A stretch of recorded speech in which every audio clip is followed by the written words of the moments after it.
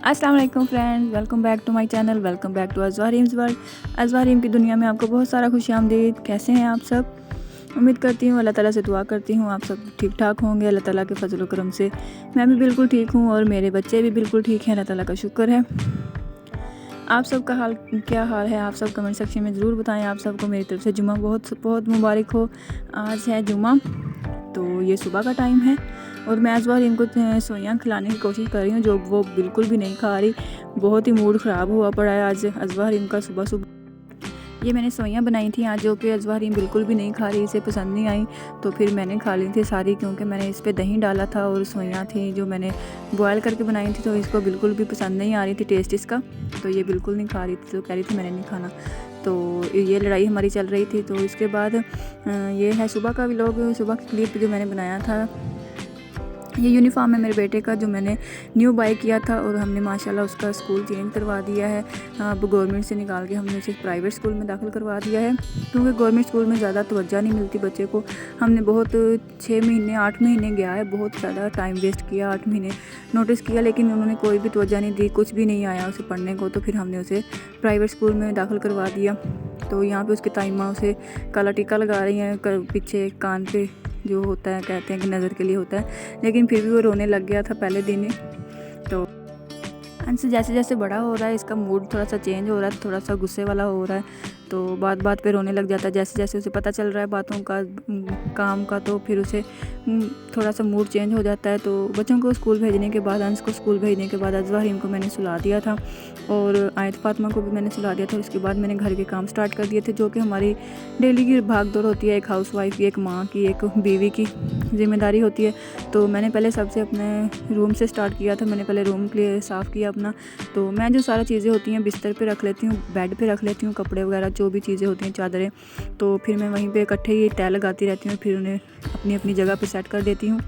तो यहाँ पे मैंने सारे ये बिस्तर वगैरह जो थे, कंबल चादरें वगैरह सारी तय लगा के रख दी थी। और फिर कपड़े जो मैंने वॉश किए थे रात को, वो ड्राई हो चुके थे, तो मैंने उनको उतार लिया था, उनको मैंने तय लगा के अपनी अपनी जगह पे सेट कर दिया था।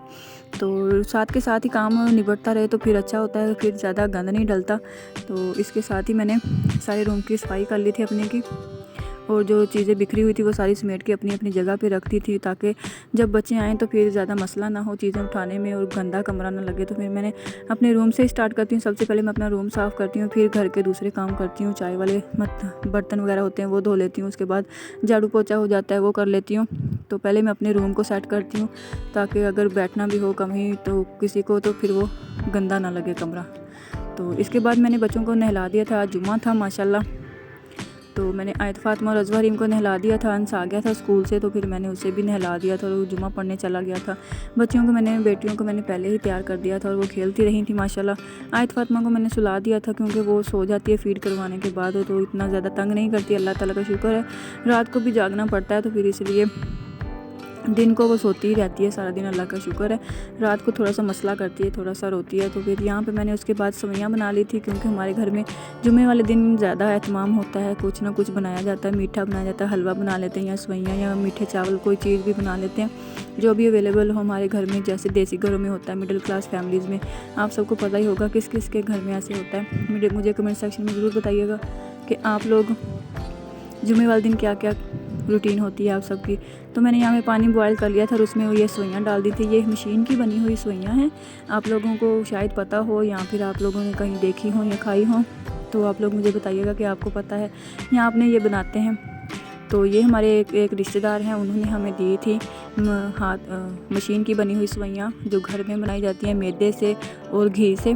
तो हम लोग तो बनाते हैं, लेकिन वो पोटे वाली सोइयाँ होती हैं जो दूसरी होती हैं, हाथों से बनाई जाती हैं, ये मशीन से बनाई गई हैं। बाज़ारी सोइयाँ भी होती हैं, वो मज़ेदार होती हैं, लेकिन इनका तो अपना ही जायका होता है। तो ये मैंने अम्मी के लिए बनाई थी, अपनी सासू माँ के लिए, और सब ने ही खाई थी। फिर थोड़ी हो गई थी, फिर मैंने और बना ली थी। यहाँ पे मैंने इनको अच्छी तरह बॉयल कर लिया है। देखें, ज़्यादा इनको बॉयल नहीं करना, लेकिन वरना ये गल जाएंगी। तो इस पर मैंने थोड़ा सा घी ऊपर ही लगा दिया था, ये बिल्कुल इसके अंदर जज़ब हो जाएगा। ऐसे मैंने इसके ऊपर घी लगा दिया था और ये बिल्कुल रेडी हो चुकी थी। इसको मैंने अब चीनी या आप दही के साथ खा सकते हैं, किसी भी चीज़ के साथ। सूखी तो बिल्कुल नहीं खाई जाएंगी, मीठा आप चीनी ऊपर डाल सकते हैं या दही हो आपके पास वो डाल सकते हैं। दोनों चीज़ें मैंने दोनों चीज़ें डाली थी। मुझे ये ऐसे पसंद है, ऐसे खाती हूँ मैं। तो बच्चों को पसंद नहीं आती दही वाली, उन्हें चीनी वाली पसंद आती हैं, सिर्फ दही नहीं डालते वो, तो इसलिए अजवा हरीम नहीं खा रही थी इसे। तो यही सवैयाँ थी जो मैं अजवा हरीम को खिला रही थी। हमारे घर में तो बहुत ही सभी शौक़ से खाते हैं। हमारे घर में हर साल ही बनाई जाती हैं, मतलब कि गर्मियों में ये बनती हैं। गर्मियों में हम 5-6 किलो मैदे की सवैयाँ बना के रख लेते हैं, जो कि हमने सारा साल खानी होती हैं।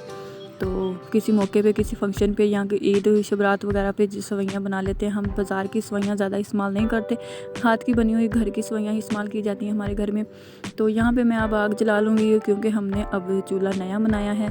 तो हमने उसे मट्टी लगा के मट्टी लगवा ली थी मैंने किसी औरत से। तो क्योंकि हमारे यहाँ मट्टी तो है, लेकिन मैं बाहर नहीं जाती घर से, तो उन्हें मैंने कहा था कि आप हमें बना के मेरे लगा दें किचन में, तो उन्होंने लगा दी। उनका बहुत शुक्रिया। अब यहाँ पे मैं आग जला लूँगी और हांडी रख लूँगी। हांडी में मैंने आज सालन में बनाना है कीमा मटर आलू मटर कीमा का सालन बनाना है। मैंने यहाँ पे प्याज, टमाटर, हरी मिर्च और अदरक और लहसुन का मैंने काट लिया। लहसुन नहीं काटा था, अदरक को मैंने काट लिया था, कूटा नहीं था, बस साबुत ही डाल दी थी। मैंने पानी डाल दिया था, थोड़ा सा पानी डालना है कि ये गल ना जाए ज़्यादा, क्योंकि ये कीमा तो होता है पहले ही, तो इतना टाइम नहीं लेता। बस हाफ़ गिलास या 1 गिलास के करीब पानी डाला था मैंने, और इसको मैंने पकने के लिए रख दिया था। तो जब ये पानी खुश्क हो जाएगा तो फिर मैं इसको भून लूँगी घी डाल के। ये मैंने घी डाल के भून लिया है इसे अच्छी तरह, बहुत ही अच्छी तरह भून लूँगी। तो ये बिल्कुल बन के रेडी हो जाएगा। और सुरख मिर्च इसमें जितनी आपने डालनी हो तो डालनी, और ये बिल्कुल मज़ेदार सा कीमा आलू मटर कीमा बन के रेडी हो जाएगा। कोई इतनी मुश्किल कुकिंग नहीं होती। जिन मेरी बहनों को, दोस्तों को लगता है कि सालन बनाना, रोटी बनाना बहुत ही मुश्किल काम है, खाना बनाना, तो ये उनके लिए है कि आप देख सकते हैं मैंने कितनी इजीली ये बना लिया। कोई इतना मुश्किल काम नहीं है, बस करना हो इंसान ने। तो आप सबको मेरी वीडियो, मेरे बच्चों की वीडियो, हमारी छोटा सा व्लॉग पसंद आया तो प्लीज़ लाइक कर दें और मेरे चैनल को सब्सक्राइब कर दें और मेरी वीडियो को प्लीज़ शेयर कर दें। अल्लाह हाफिज़।